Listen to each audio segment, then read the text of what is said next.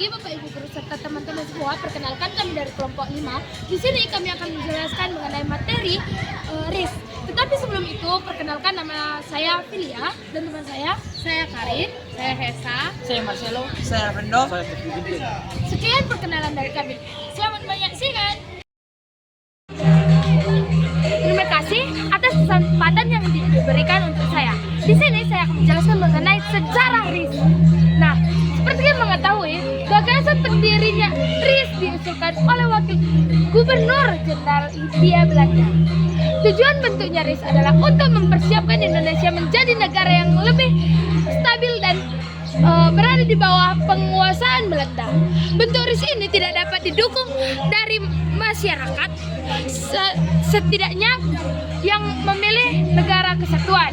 Dan hasil KBI pada tanggal 2 November 1949 menyampaikan bahwa Belanda mengakui kedaulatan Indonesia secara dan de facto sebagai negara dalam bentuk RIS.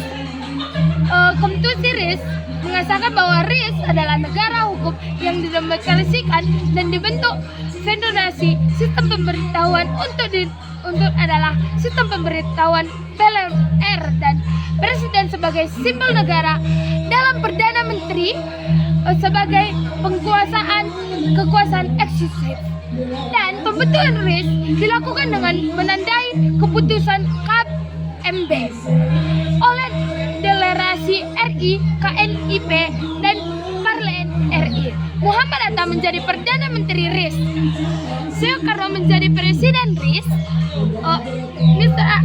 Asad menjadi Presiden RI dan Mr. Sartono menjadi Ketua DPR RI. Anggota DPR serta sebagai tiap negara bagian sebanyak 2 orang perwakilan dan 32 orang dari 6 negara bagian. Sekian dari saya, terima kasih. Tujuan dibentuknya RIS adalah untuk melemahkan bangsa Indonesia. Bahkan salah satu hasil dari KMB, Indonesia menjadi negara persemakmuran dengan kerajaan Belanda yang tergabung dalam konvensi Uni Belanda Indonesia yang diketuai oleh Ratu Belanda. Masyarakat Indonesia tidak setuju dengan dibentuknya RIS dan menentang keras hasil dari KMB. Alasan utamanya adalah karena sistem ini dikaitkan dengan warisan kolonialisme. Nah, masyarakat Indonesia menginginkan kembali negara persatuan, dan hal ini pertama kali dikemukakan oleh M. Laksya dengan musuh integralnya, membuka RIS menjadi negara persatuan Indonesia. Baiklah, di sini saya akan mempresentasikan mengenai wilayah RIS.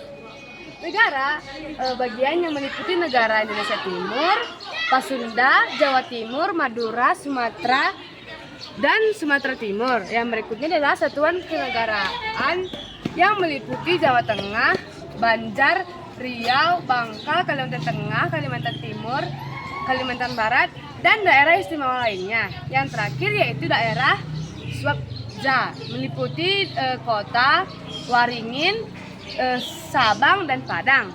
Sekian dari saya, terima kasih. Di sini saya akan menjelaskan hasil dari konferensi internasional dengan Indonesia. Yang pertama, negara Indonesia Serikat disetujui dengan nama Republik Indonesia Serikat atau bisa dengan RIS berdasarkan demokrasi dan federalisme serikat. Yang kedua, RIS akan dikepalai oleh presiden dan menteri-menteri yang bertanggung jawab kepada presiden. Soekarno-Hatta sebagai presiden dan wakil presidennya. RIS akan menerima penyerahan kedaulatan baik Republik Indonesia maupun Kerajaan Belanda. Angkatan Perang RIS adalah angkatan perang nasional, yang dimana Presiden RIS adalah panglima tertinggi Angkatan Perang RIS.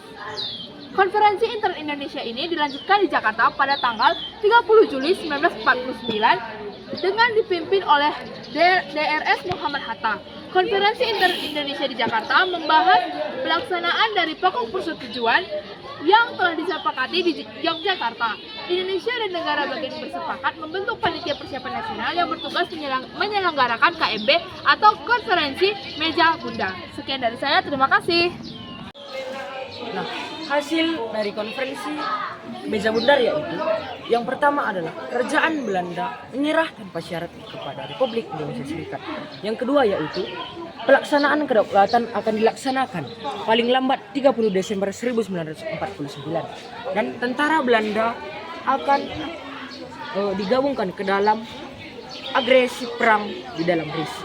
Berdasarkan perjanjian antara meja bundar sejak 27 Desember 1949, NKRI berubah menjadi Republik Indonesia Serikat. Dan pemerintahan Republik Indonesia dilaksanakan di Yogyakarta dan pemerintahan RIS berkedudukan di Jakarta. Terima kasih. Nah, di sini saya akan menjelaskan mengenai dibubarkan RIS.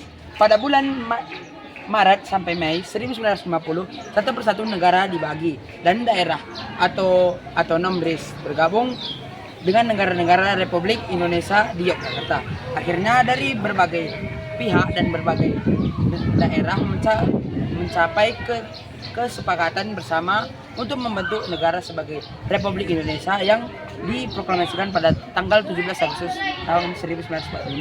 Hal ini menandai dibubarkan negara Republik Indonesia sebagai negara bagian RIS.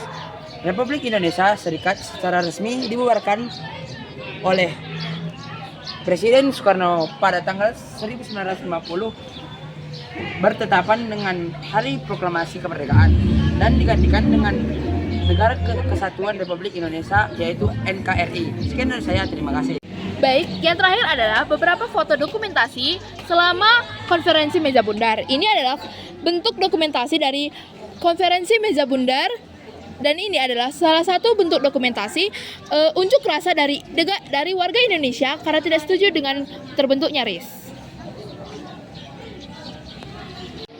Sekian video dari kami tutup dengan salam SOD, semangat berorganisasi.